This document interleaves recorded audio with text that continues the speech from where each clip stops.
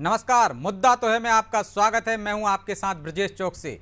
आज मुद्दा है परशुराम, लेकिन हम बात करेंगे परशुराम की सियासी एंट्री की।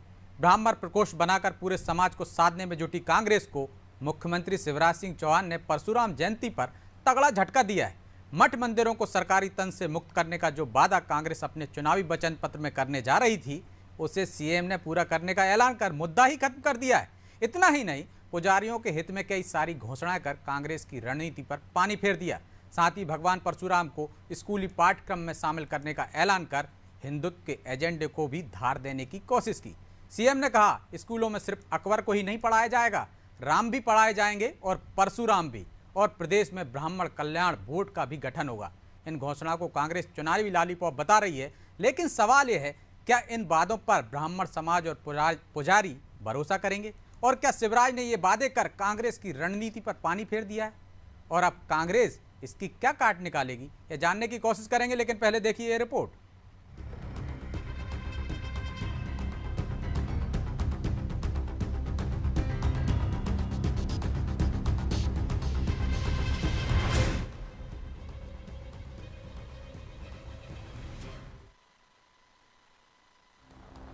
राम के बाद चुनावी साल में परशुराम की भी एंट्री हो गई है।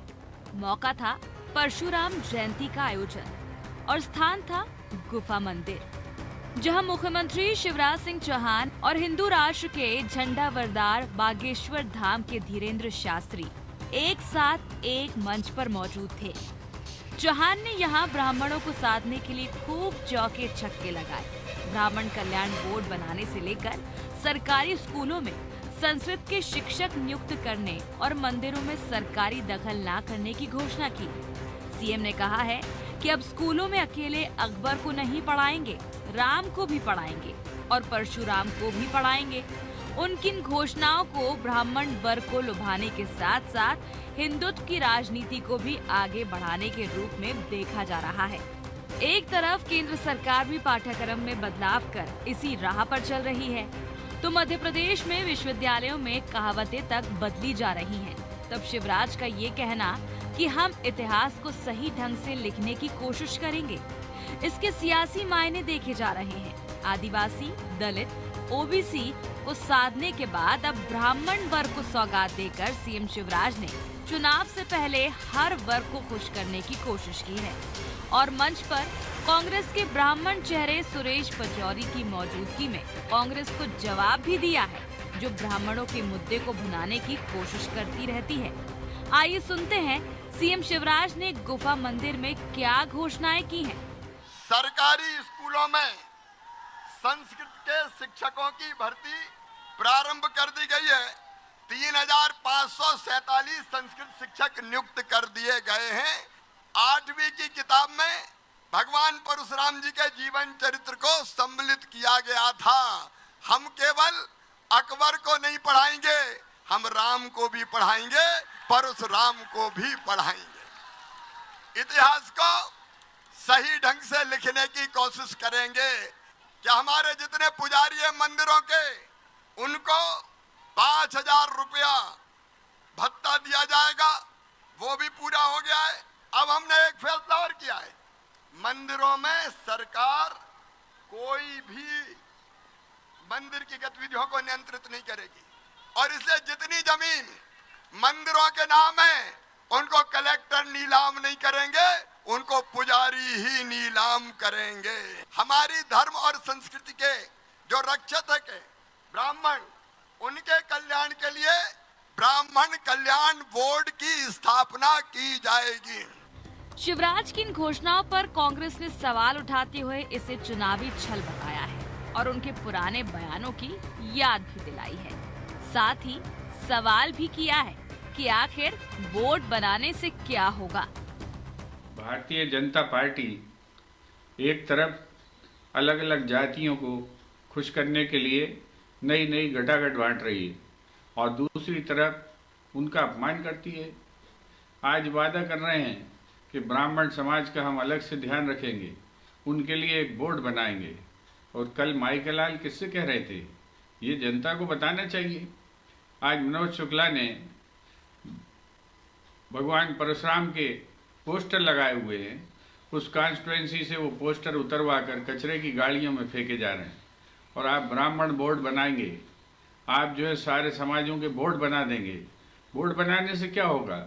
जब तक कि जो है माई का लाल जैसी दुर्भावनाएं समाप्त नहीं होती हैं, तब तक समाज में समरसता और समता का वातावरण ही नहीं बनेगा। मुख्यमंत्री शिवराज सिंह चौहान ने चुनावी वर्ष में परशुराम जयंती पर विशेष घोषणाएं की हैं। इन घोषणाओं से पुजारियों के मानदेय को बड़ा मुद्दा बनाकर उन्हें अपने पाले में लाने का जतन करती दिख रही कांग्रेस की रणनीति को झटका लग सकता है। सीएम शिवराज ने पुजारियों के लिए घोषणा करके एक तरह से कांग्रेस के हाथ से ये मुद्दा छीनने की कोशिश की, तो मंदिर का नियंत्रण भी पुजारियों को देते हुए मंदिरों की जमीनों की नीलामी से कलेक्टर को अलग कर दिया है। अब देखना ये होगा कि इन घोषणाओं से ब्राह्मण वर्ग भाजपा के साथ रहेगा या कांग्रेस उन्हें अपने पाले में लाने का कोई दूसरा जतन करेगी। ब्यूरो रिपोर्ट, अनादि टीवी।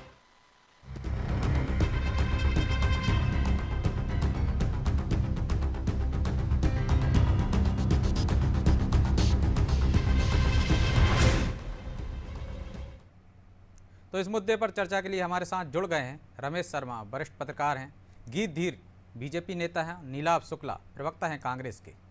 तीनों मेहमानों का बहुत बहुत स्वागत है। शर्मा जी, शुरुआत आपसे करेंगे। शिवराज जी की इन घोषणाओं के क्या मायने हैं? क्या उन्होंने कांग्रेस की उस रणनीति को, उन वादों को, उन मुद्दों को ही पंचर कर दिया जो वो ये कह रहे थे कि वचन पत्र में लाएंगे, मठ मंदिरों का सरकारी तंत्र से मुक्त करेंगे, और ये वादा करने वाली थी कांग्रेस। हाल ही में पुजारी प्रकोष्ठ जिसका पिछले साल गठन किया था, उसकी बैठक हुई थी और हमने देखा था किस तरह से भगवा में हो गया था पहली बार कांग्रेस कार्यालय। और अब जो वादे करने जा रहे थे, जो वचन पत्र में शामिल करने जा रहे थे, वो तो सब शिवराज जी ने पूरे कर दिए। क्या करेगी कांग्रेस अब? देखिए, मैं समझता हूं ब्रजेश जी, आज की घोषणाओं को भाजपा और कांग्रेस और चुनाव, इन तीनों से जोड़ करके ना देखा जाए। मोटे तौर पर अगर आप भारत का इतिहास देखें तो 1500 वर्ष से ब्राह्मणों का, पुजारियों का, महंतों का और संतों का दमन 1500 वर्ष से हुआ है।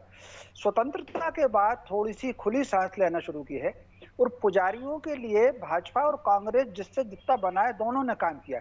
मैं उदाहरण देना चाहता हूँ। ये जो 5000 रुपये जो पुजारी का मानदेय है, वो 3 स्तर का है। एक 2500 है, एक 3500 है और एक 5000 है।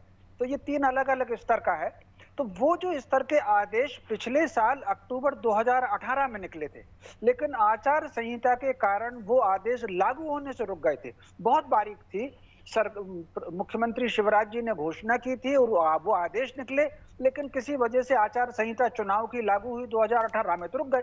जब कांग्रेस सरकार आई तो वो आदेश उन्होंने लागू किए। तो कुल मिलाकर के पुजारियों के मामले को, मंदिर के मामले को हमें राजनीति से ऊपर उठ करके देखना चाहिए। एक बात हुई। दूसरी बात, मंदिरों की जमीन की नीलामी की। ये घोषणा शिवराज जी ने पिछले साल की थी, इसी परशुराम जयंती पर की थी और इसी लाल घाटी के मंदिर पर की थी, पिछले साल की थी। लेकिन किसी वजह से, चूंकि कलेक्टर उसकी नीलामी करता था, उसकी आमदनी राजस्व से होती थी, तो धर्मस्व विभाग की फाइल योजना पूर्वक कुछ प्रशासन तंत्र के लोगों ने बजट में भेज दिया कि इसमें कितने का नुकसान होगा और उसकी भरपाई कैसे होगी। और फिर उसके बाद उन्होंने धर्मस्व विभाग से एक सवाल पूछे कि जो अगर मान लीजिए पुजारी को आप अधिकार देंगे नीलामी का, तो उसमें कितने प्रतिशत सरकार को जमा होगा। तो ये फाइल दौड़ती दौड़ती चली गई। लेकिन जैसे ही मुख्यमंत्री जी के ध्यान में ये बात आई और उन्होंने जैसे हस्तक्षेप करके उस आदेश को लागू करवाया, ये बात हुई। इसी तरीके से संस्कृत शिक्षकों का मामला है।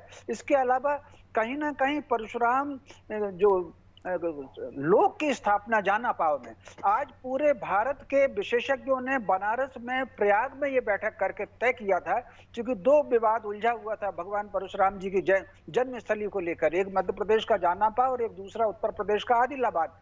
तो उन्होंने जाना पाव को केंद्रित किया। जब जाना पाव को केंद्रित किया, उत्तर प्रदेश वाले चाहते थे कि आदिलाबाद हो, तो उत्तर प्रदेश सरकार ने उस पर 50 करोड़ की घोषणा कर दी थी। ऐसी स्थिति में अगर जाना पा हुआ, तो मुख्यमंत्री जी उसको परशुराम लोक के रूप में उसकी स्थापित करने जा रहे हैं। तो मैं समझता हूं इसको भारतीय संस्कृति की जो संरचना है और उसके हिसाब से उसकी सेवा के रूप में ही देखा जाना चाहिए, और इसको बोर्ड की राजनीति से नहीं लिया जाना चाहिए। दूसरी बात जो आपने कही, पाठ्यक्रम में लेना, मुझे एक बात बताइए, हमलावर को भारत कैसे महान कहेगा? सिकंदर को हम कैसे महान कहेंगे? शांति प्रिय भारत में उसने हमला किया और लाखों लोग उस युद्ध में मारे गए। महान वो रोम और यूनान के लिए तो हो सकता है विजेता के रूप में, लेकिन भारत के लिए तो वो दुष्ट होगा। उसने हमारे यहाँ की शांति भंग की, तो उस दुष्ट को हम महान लिख रहे हैं। तो ऐसी स्थिति में इतिहास को फिर से लिखा जाना चाहिए। तो बदलाव भी तो शुरू हो गया है। विक्रम महाविद्यालय जो है विश्वविद्यालय उज्जैन का, वो मुहावरा ही बदल रहे हैं। वो जो जीता वही सिकंदर की जगह जो जीता वही सम्राट विक्रमादित्य कर दिया उन्होंने। भाई मुझे आप ये बताइए ब्रजेश जी, मैं आपसे पूछना चाहता हूं, जो कोई दुष्ट व्यक्ति आपके घर पर शांति प्रिय बिना किसी अपराध के आपके घर पर हमला करेगा और आपको अपने घर पे कब्जा कर लेगा, तो उसको क्या आप महान कहोगे?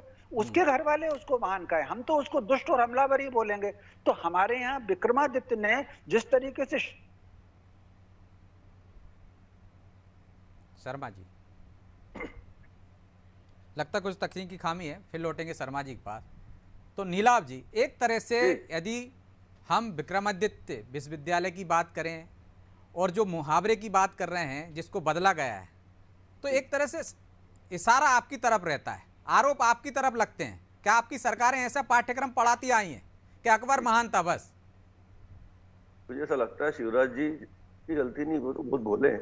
शिवराज जब भी जाते हैं ऐसे कार्यक्रम होते हैं, इनके जो निजी सचिव हैं ये वही पुराना पर्चा भाषण इनकी जेब में रख देते हैं, वो निकाल के फिर वो पढ़ जाते हैं। उन्हें याद ही नहीं रहता कि 2018 में मैंने यही बोला था, 2022 में मैंने यही बोला था, वही भाषण पे रिपीट हो जाता। वो भी क्या करें, निजी सचिव ऐसे रहते हैं, इनकी गलती। 2022 में शिवराज जी ने घोषणा की थी पुजारियों का मानदेय 5000 दिया जाएगा, जिन मंदिरों के पास कृषि भूमि नहीं है उन्हें 5000, जिनके पास 5 एकड़ उन्हें 2500 रुपए, जिनके पास 10 एकड़ ज्यादा उन्हें नहीं दिया जाएगा। 2018 में भी की थी, 2022 में भी की थी। सही वही इस जगह गुफा मंदिर, अक्षय तृतीया, परशुराम जी की जयंती, सिर्फ संत बदले थे उस समय, अवधेशानंद सरस्वती जी थे, आज धीरेन्द्र शास्त्री, संत बदले, बाकी वही का वही पर्चा वो वापस आ गया।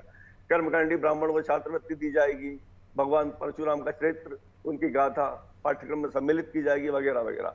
उसके बाद भगवान परशुराम की जन्मस्थली पर जाना पाओ तीर्थ क्षेत्र बनाया जाएगा, घोषित किया जाएगा। जमादग्नि तीर्थ क्षेत्र बनाया जाएगा, मुख्यमंत्री तीर्थ योजना में शामिल किया जाएगा, गुरुकुल बनाया जाएगा, नदियों का पुनर्जीवित किया जाएगा।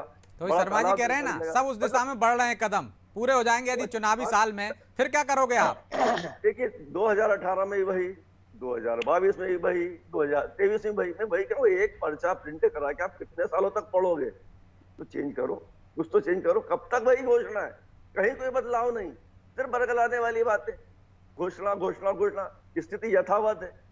तो आप हर जगह भ्रमित करने का प्रयास करते हैं, झूठे घोषणाएं करते हैं, कभी दलितों को बरगलाते हैं, कभी पिछड़े वर्ग को बरगलाते हैं, कभी आदिवासियों को बरगलाते हैं, अब ब्राह्मणों को बरगलाने आ गए। कहीं तो कुछ सोचो।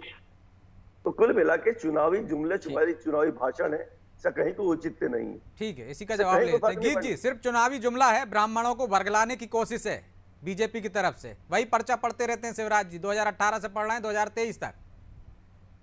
रही जी, देखिए इसमें कांग्रेस की गलती नहीं है, लेकिन हाँ कांग्रेस की मानसिकता और आइडियोलॉजी जो चली आ रही है उसका ही मेरे भाई जो है नीलाभ जी प्रचार भी कर रहे हैं और उसी के ऊपर देखिए बात भी कर रहे हैं। क्योंकि देखिए कांग्रेस में यहाँ पर हमेशा से अपमान की जो रणनीति रही है वो भगवान तक के पहुंच गई है। और भगवान तक के इसलिए मैं कह रहा हूं क्योंकि इनके मुखिया से शुरू करता हूं मैं। कमलनाथ जी ने कुछ दिन पहले जो है एक हनुमान जी के मंदिर का ही केक बना के काट डाला और अपने आप को बड़ा हनुमान भक्त बताते हैं। उसके बाद इनके के मिश्रा जी जो है वो 20 सितंबर 2022 को अपशब्द कहते हुए ब्राह्मण देव को ही सुनाई दिए थे। अब देखिए यहाँ पर जब हम परशुराम जयंती पे बना रहे हैं और हम घोषणाएं नहीं कर रहे हैं बल्कि उनका क्रियान्वयन भी किया गया है। माननीय संवेदनशील मुख्यमंत्री शिवराज जी ने ये भी बताया, आंकड़े भी दिए उन्होंने, 3000 से अधिक लोगों को जो है संस्कृत शिक्षकों के रूप में जो है नियुक्ति भी कर दी गई है। उसके अलावा जो है पुजारियों के विषय में जो उन्होंने घोषणा करी वो भी लागू हो गई है।